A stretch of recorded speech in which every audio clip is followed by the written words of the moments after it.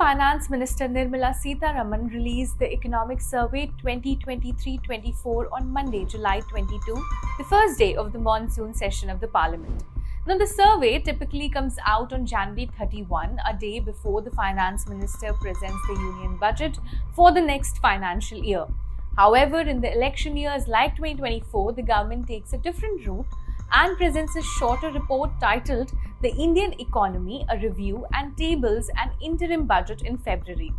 After the dissolution of the parliament and the conclusion of elections, the newly elected government presents a comprehensive economic survey and budget for the financial year. Now, what is the economic survey? Well, as the name suggests, the economic survey is a detailed report of the state of the national economy in the financial year that is coming to a close. It is prepared by the Economic Division of the Department of Economic Affairs in the Union Finance Ministry under the guidance of the Chief Economic Advisor. Once prepared, the survey is then approved by the Finance Minister. Now, talking about the significance of the survey. Well, even though it comes just a day before the budget, the assessment and recommendations carried out in the survey are not binding on the budget. But still, the survey remains the most authoritative and comprehensive analysis of the economy that is conducted from within the Union government. Its observations and details provide an official framework for analyzing the Indian economy.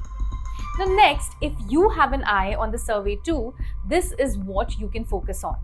The Indian economy has struggled to grow at a fast pace since 2017-18. The years immediately after the COVID-19 pandemic may have registered fast growth rates, but that was just a statistical illusion. Many outside economists have argued that India's potential growth has fallen from 8% to 6%.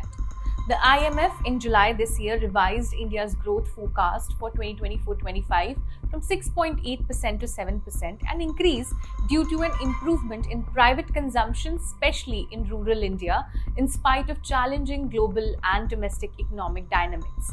The IMF's World Economic Outlook report has also projected 6.5% GDP growth for India in 2025-26. But still, some major challenges persist. The economy witnessed historically high unemployment and a sharp rise in poverty and inequality during the COVID years. This loss of employment has been significant in the unorganized sector, with the closure of many informal units over the last 7 years and the loss of about 16.45 lakh jobs, according to recent data from the annual survey of unincorporated enterprises. The economic survey is also expected to diagnose the true extent of economic recovery in the Indian economy and assesses India's growth potential.